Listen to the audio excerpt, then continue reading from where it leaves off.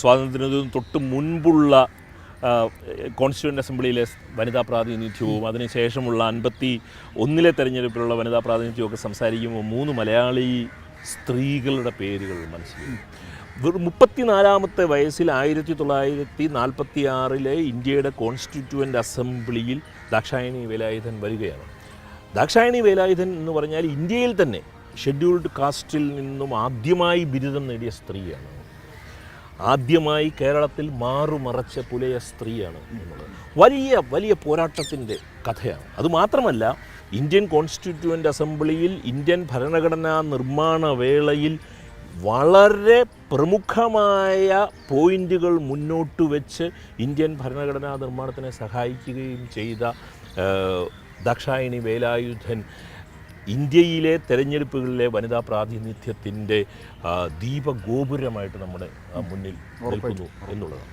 ഇനി 1951 ഒന്നാമത്തെ തെരഞ്ഞെടുപ്പിൽ ആകെ ഇന്ത്യൻ പാർലമെൻറ്റിൽ 489 സീറ്റുകളുള്ളിൽ വെറും 22 സ്ത്രീകൾ മാത്രമായിരുന്നു ഉണ്ടായിരുന്നത്. ഡൽഹിയിൽ നിന്ന് ജയിച്ച സുചേത കൃപലാനി കോൺഗ്രസ് സ്ഥാനാർത്ഥി ആയിരുന്നില്ല.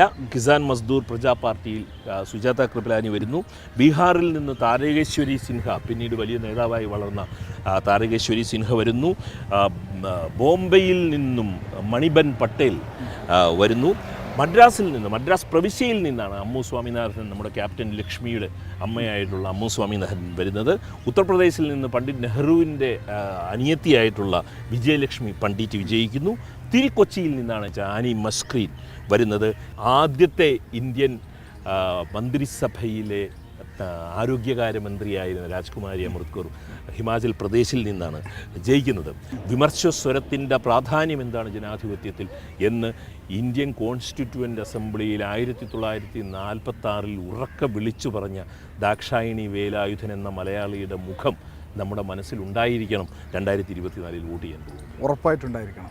Thank you.